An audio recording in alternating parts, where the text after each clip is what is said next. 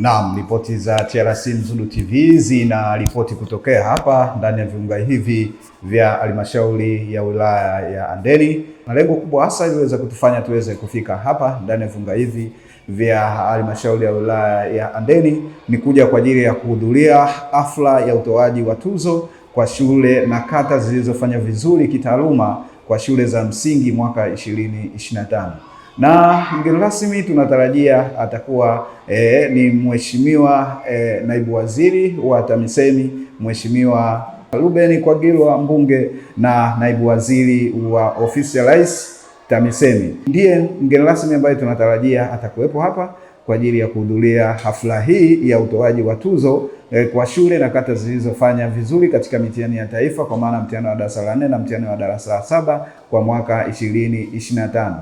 Tutasikiliza taarifa na mikakati ambayo kama halmashauri imejiwekea kwa ajili ya kuhakikisha kwamba inainua ufaulu wa wanafunzi katika halmashauri hii ya wilaya ya Handeni. Patana nami sambamba, ndugu mpenzi mtazamaji wa TRC Mzundu TV, ni kupeleke moja kwa moja ukumbini uende ukamsikilize mgeni rasmi. Naomba nikukaribishe uweze kuzungumza na walimu wakuu walioko hapa katika shule zetu, kutoka shule zetu zote katika halmashauri ya wilaya, maafisa elimu kata, wakuu wa idara wa halmashauri, wakurugenzi, ili tuweze kupokea maelekezo yao. Karibu sana.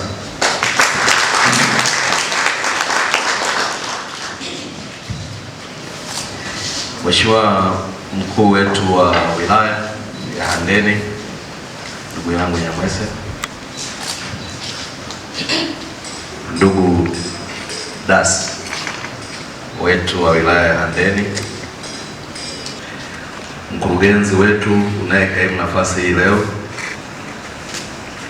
ninatambua udhuru wa mkurugenzi ndugu yangu Saitot, wakuu wa idara mnaomsaidia mkurugenzi,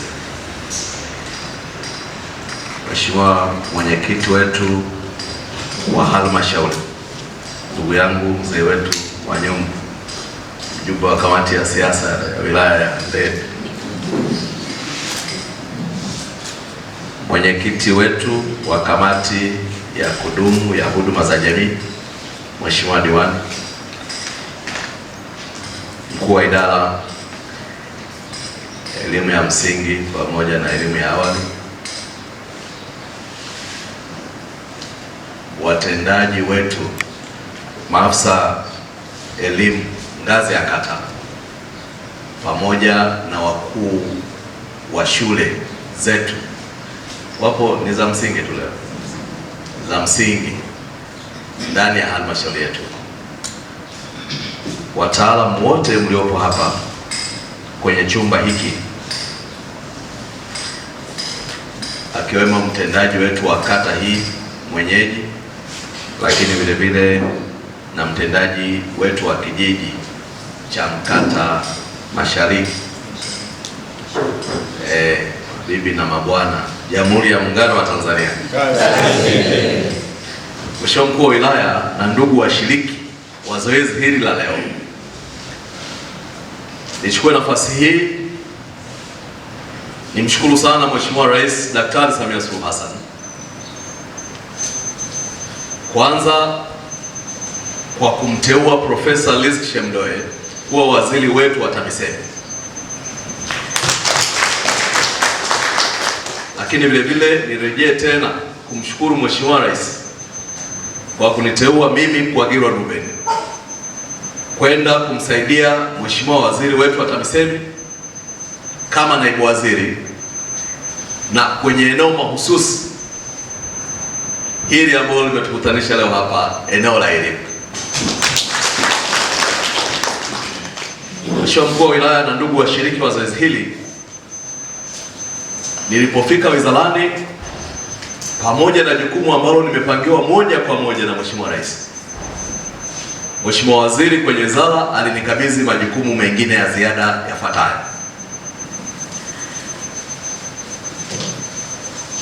Kwanza, ninamsaidia Mheshimiwa waziri wizarani kusimamia eneo la miundombinu. Kama mnavyotambua, tunayo taasisi yetu inayoshughulika na barabara za mijini na vijijini, TARURA. Mheshimiwa Waziri ameniamini nimsaidie kwenye eneo hilo, lakini vile vile kwa nafasi yangu hii Mheshimiwa Waziri amenikabidhi jukumu la kumsaidia kuzisimamia halmashauri zote 184, kuzisimamia shughuli zao zote wanazofanya, tunawasimamia. Kama mnavyofahamu, kwenye eneo hili la elimu tunayo Tume ya Utumishi wa Walimu TSC, tunaisimamia. Lakini Mheshimiwa Waziri pia amenikabidhi nisimamie halmashauri zote, vitengo vyote kuanzia wizarani mpaka kwenye halmashauri zetu, kitengo cha ukaguzi na usimamizi wa fedha za umma. Ndio maana mnaniona kila mahala ninapoenda nagombana na watu muda wote. Lakini vile vile nimepewa jukumu la kusimamia mifumo yote ya TEHAMA ndani ya TAMISEMI na ndani ya halmashauri zetu zote 184. Kule Dar es Salaam tuna taasisi zetu mbili, taasisi ya DART, mabasi yaendayo kwa kasi, pamoja na kampuni inayorani usafiri kwenye njia hizo za mwendo kasi, UDART, nao tunaisimamia. Mheshimiwa Mkuu wa Wilaya, kwangu mimi ninarudia tena kumshukuru Mheshimiwa Rais kwa kuniamini na kunipatia nafasi hii ya kuhudumu kwa Watanzania. Na mimi kazi hii ninaifanya kazi hii usiku na mchana bila kulala, kujitahidi kufika maeneo yote ya kiuongozi ambayo Mheshimiwa Rais ametuamini tuyasimamie. Wizara yetu ya TAMISEMI kwa ukubwa wake, kwa muundo wake, kwa wingi wa watumishi waliomo ndani yake, na kwa majukumu iliyo nayo ya kuwafikia wananchi wa Tanzania, inaifanya kuwa wizara kubwa kuliko wizara zote tulizo nazo kwenye nchi yetu. Watumishi wote wa umma ambao wanafanya kazi ndani ya serikali, zaidi ya 70% ya watumishi hao wako TAMISEMI. Tuna mikoa 26, wilaya ikiwemo wilaya yetu ya Handeni inayoongozwa na Mheshimiwa DC hapa 139. Tuna halmashauri 184 na tuna halmashauri za miji midogo 67. Tuna tarafa 570. Tuna kata 3950. Tuna vijiji 12261 na tuna mitaa 4318, na hapa wametambulishwa watendaji wa kata, watendaji wa mitaa, wa vijiji. Tuna vitongoji 63779. Mnaweza mkaona ukubwa wa TAMISEMI. Tafsiri ya hii ni nini, Mheshimiwa DC? Tafsiri ya hii ni kwamba sisi TAMISEMI tukifanya wajibu wetu, serikali yote itakuwa imefanya wajibu wake. Na kwa muundo wa wizara yetu ulivyo, wizara nyingine zote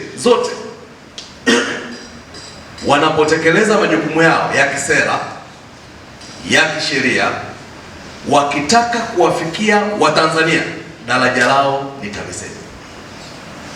Ndio kusema shughuli zote za kila siku za serikali ili zikamilike kwa utimilifu wake, zinakamilika kwenye mikono ya TAMISEMI. Eneo hili la elimu ambalo Mheshimiwa Rais amenipa kulisimamia, elimu ya sekondari, elimu ya msingi na elimu ya awali, lenyewe kwa ukubwa wake watumishi wa umma ambao wanasimamia eneo hili la elimu, wakiwemo walimu wote wa Tanzania, wakuu wa idara na wataalamu wote kwenye sekta hii ya elimu msingi, sekondari na awali, ni nusu ya watumishi wa serikali ya Tanzania. Nusu ya watumishi wote ni walimu. Kwa Mheshimiwa DC, unaweza ukaona imani ambayo Mheshimiwa Rais amekupatia, na unaweza ukaona sababu ya kwa nini hatupaswi kulala kwa ajili ya kuhudumia kwanza kundi hili kuwa nalo karibu, kundi la walimu ambalo ndio sehemu kubwa ya utumishi wa umma, lakini vile vile kundi hili pia linahudumia Watanzania wengi sana. Kama wewe ni mwalimu, jipige kifua, mwambie namshukuru Mungu kwa kunifanya kwa mwalimu. Pige kifua. Naam.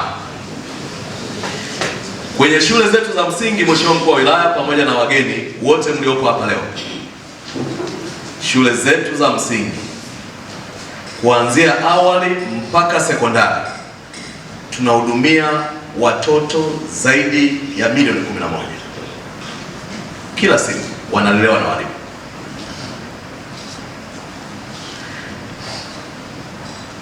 Hiyo ni kuanzia awali mpaka darasa la 7, milioni 11 na zaidi. Ukija kwenye shule zetu za sekondari tunahudumia watoto zaidi ya milioni 3.4. Kwa hiyo mnaweza mkaona umuhimu wa jukumu hili tulilo nalo, na kwa kweli Mheshimiwa Mkuu wa Wilaya pamoja na kamati yako, ni washukuru sana namna mnavyotusaidia kusimamia eneo hili kwa ukaribu sana. Ni kushukuru sana mkurugenzi pamoja na wakuu wetu wa idara, ngazi ya halmashauri, ngazi za kata na ngazi za vijiji, viongozi wetu wote mnaohusika na kusimamia, nawashukuru sana. Walimu wetu wakuu, mpo hapa kuwawakilisha walimu wengine, ninawashukuru sana. Jukumu mnalolifanya ni jukumu kubwa, na kwa kweli kama ambavyo Mheshimiwa DC wakati anatambulisha ametangulia kusema kwamba elimu ni ufunguo wa maisha, na mimi nataka niseme leo hapa, elimu ni urithi wa taifa letu. Kwa Mheshimiwa Rais ametuamini pakubwa kusimamia urithi wa taifa letu. Dhahabu tunazochimba zitaisha, almasi tunayochimba itapita. Kitu pekee kitabaki kwa vizazi na vizazi ni elimu na maarifa tunayowapatia. Hiki ndio kitu tuna uhakika kwamba tutakirithisha vizazi na vizazi. Wote tulioko humu ndani tumepewa jukumu hili kubwa la kusimamia urithi wa vizazi vya taifa letu. Hongereni sana na mjipigie makofi.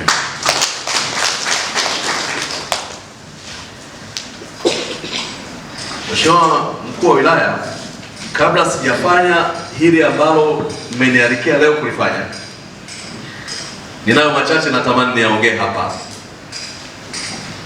na kwa kweli tuyachukulie ni maelekezo kwa wakurugenzi wote halmashauri zote 184.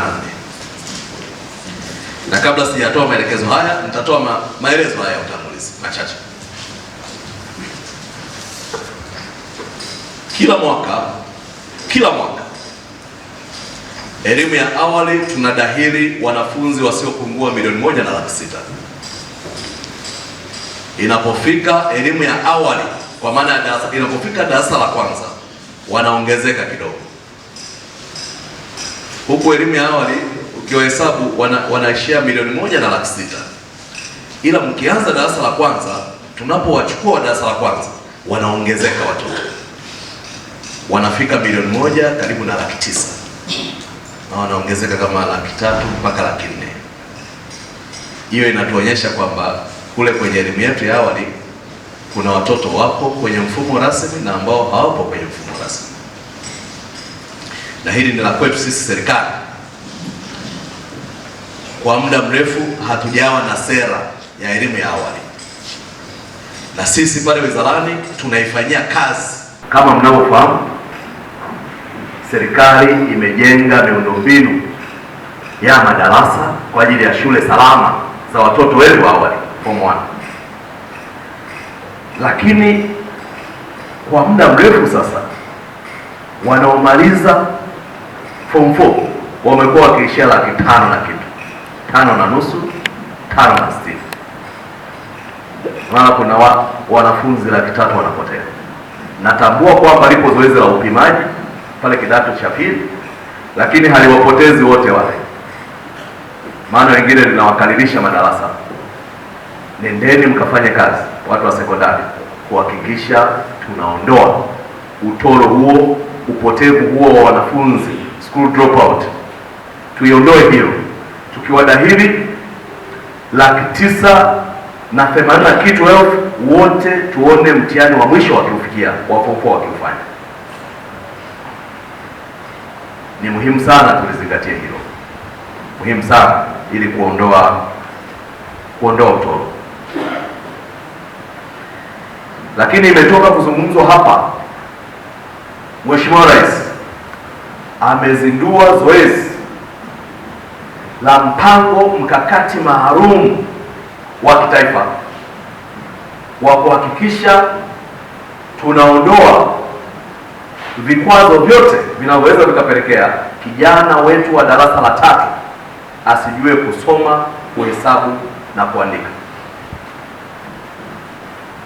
Bahati nzuri sisi TAMISEMI, kwa maana ya sisi tulioko hapa, mkurugenzi, walimu wetu wakuu, maafisa elimu wetu, Mheshimiwa DC, sisi ndio wasimamizi wa mpango mkakati huu, kuhakikisha watoto wetu wa la kwanza na la pili, maana ndio maandalizi yanakuwa huko, ili akifika hapo la 3 awe anajua kusoma kwa ufasaha kabisa.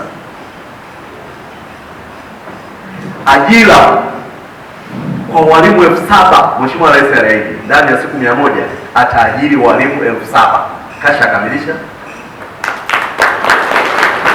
Mheshimiwa Rais aliahidi ndani ya siku 100 ataajiri watu kwa ajili ya huduma za afya, ajira 5,000. Kasha kamilisha, na watu wako kwenye vituo vya kazi tayari.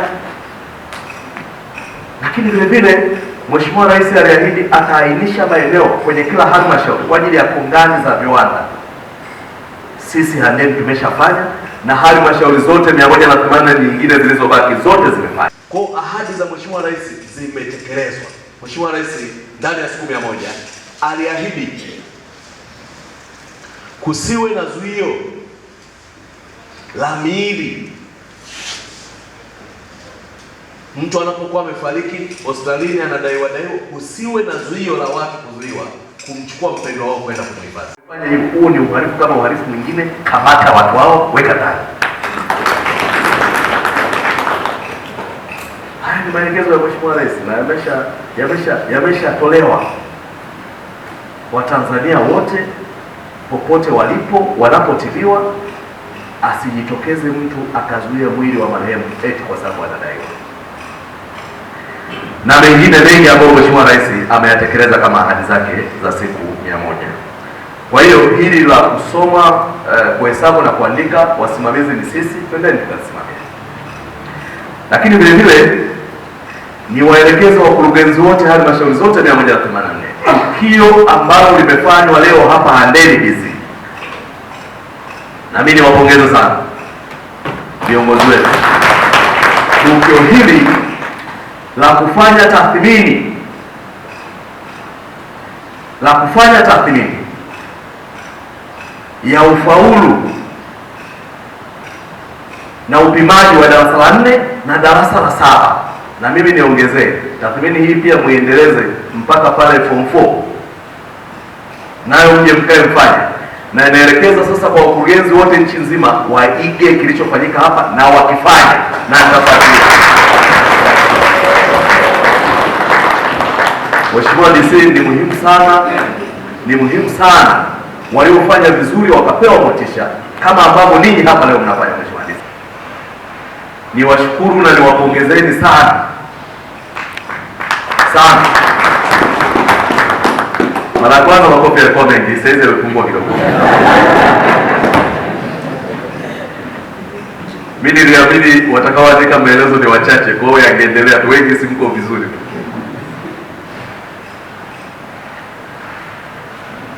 Ninyi walimu ni kundi tunalolitegemea sana, si tu kwenye sekta ya elimu, lakini mmekuwa na ushiriki mkubwa na wa muhimu kwenye shughuli zote za nchi yetu. Ninyi mnafahamu. Endeleeni kuwa na moyo huo, endeleeni kuwa wazalendo. Serikali itaendelea kujishughulisha na mambo yote yenye maslahi na walimu, kundi kubwa, kundi la muhimu. Baada ya kusema haya, Mheshimiwa DC, ndugu viongozi wenzangu, mkurugenzi, na washukuru na niko tayari kufuata ratiba ilivyopangwa. Asanteni sana.